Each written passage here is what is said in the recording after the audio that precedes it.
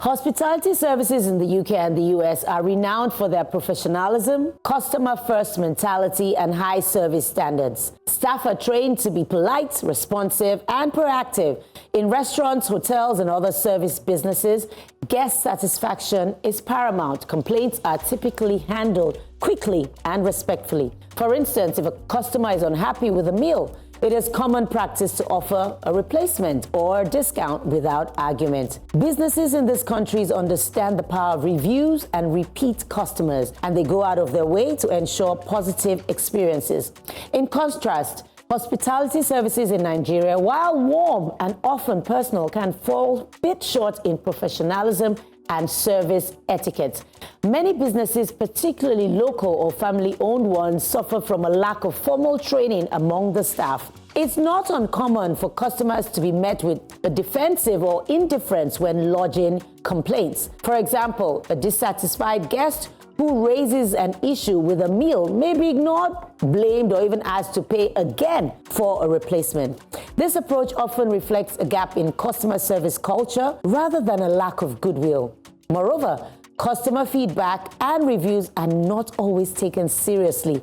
In Nigeria, in short, you might be met with a court case. While some high-end hotels and restaurants in major cities are working to improve service standards, many others still treat guests as if they're doing them a favor, not as valued customers. Ultimately, while Nigeria has the advantage of cultural warmth and friendliness, the hospitality sector still has room to grow in terms of professional etiquette, customer satisfaction policies, and responsiveness, key areas where the UK and the USA currently lead. There's a part of us that, comes with this, I don't care, I give it to you as it is, which you see sometimes with service, providers. You go to a store, you go to a mall and all that, and then the lady or nonchalant, nonchalant talks to you. She doesn't connect the fact that the your business experience is directly connected to our salary.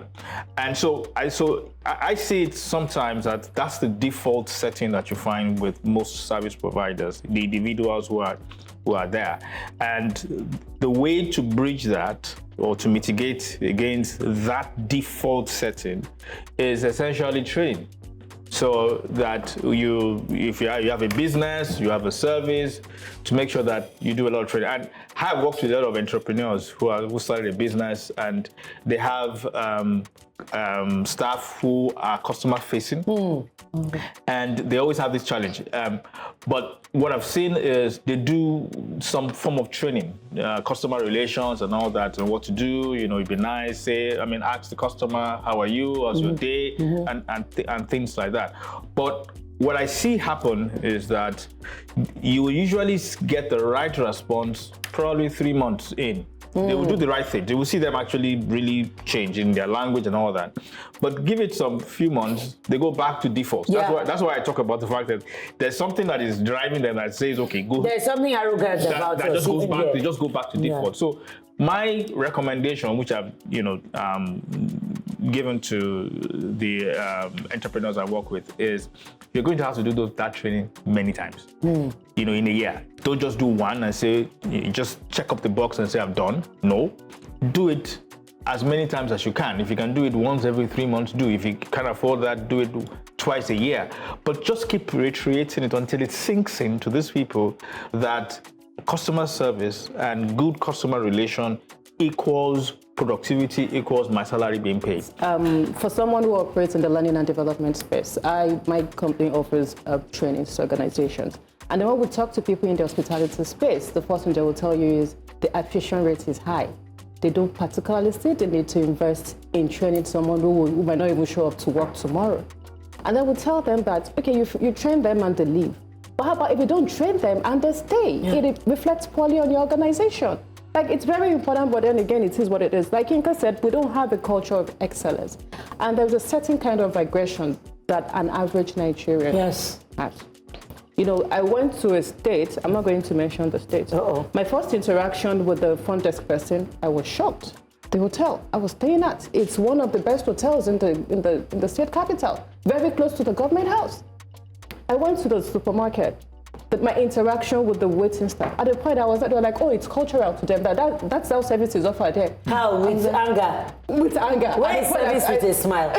with at the point I thought they were going to beat me. I'm like, okay, this is not for me. Tell me this state after. So I will. I definitely will. Also, a lot of service providers don't know why they are in business. They miss out the fact that the reason they are in business is to serve their customers. So they engage customers like they are their opponents. Yeah. You know, and so there's so many issues in the customer service space, but we're trying to bridge the gap as much as we can, but there is still a whole lot more to be done. But I need hospitality people to understand that as much as there is high attrition rates, it's also very important to periodically, because when it comes to training, particularly for soft skills training, it's a reorientation. I'm going to look at it from two perspectives. The first is just general and just the role that service plays in our economy. You see, we think economy is about money, but as Elon Musk would say, economy money is like a database of products and services. But the core thing that drives every economy is labor, right? Whether it's production or service. When you look at our country, one thing that we are opportune to do outside oil is service. We don't produce anything. We don't have manufacturing plants. We are service providers. Labor in itself is not appreciated. Right? At the end of the day, it's about the reason why it was in America is because America is a competitive market. Yeah. Massively. If I show up to your hotel in New York and you don't treat me well, I won't come back. So there's a reason for me to make sure that I invest in my staff because I want people to keep coming back. There's a lot, but how many hotels do we have that are good? You want to be looking for the fact that you got in is the one. It's a waste. Why do you think the flight attendants treat you the way they treat you? Because the fact that you even get a flight. Don't go there. There's no competition. When there's no competition, people tend to do whatever they want to do. So if there's proper competition, if there's proper compensation, if I have the skills, if I deliver, because service takes a lot of mental capacity. Like you need to be. I was with a makeup artist, my friend was a makeup artist, and she was asking me what will make me stand out. And I'm like, it's your brain. It's not your market. It's not that, you go and do makeup for one celebrity. No, it is you equipping yourself with so much information that when you're doing makeup and you're having conversation with her, she's having an experience and she wants to call you back. That's right, an experience. It's like, so don't go and brush your makeup skills, go and brush your mental skills. Go and learn, read books, understand finance, understand different things. So when you're talking to somebody, the person is engaged. Elsie? I think that is also how we look at those kind of services and the respect we give to it. I remember going to Mauritius and I met a man who had been in the hospitality business, just his own head in the cleaning service and all, and he's been doing that for over 30 years. And that's a career. There's nothing wrong with it. He's earning well, it's good. But here, people who you typically see in that space are transitioning.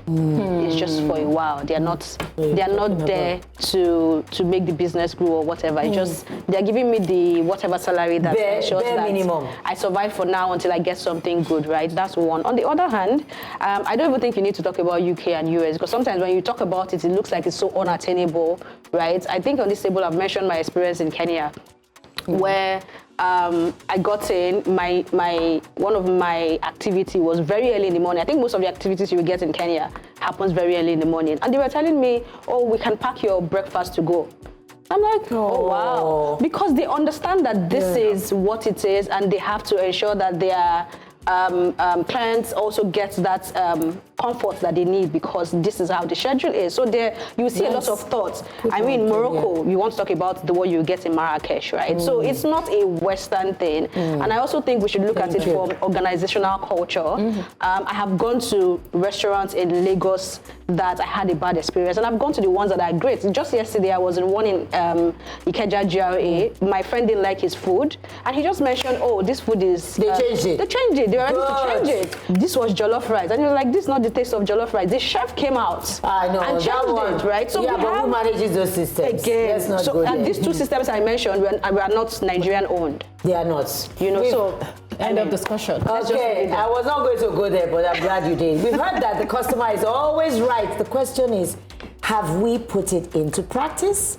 This is where the rubber hits the road. Theory meets practice. as you said, Kate, mind the gap.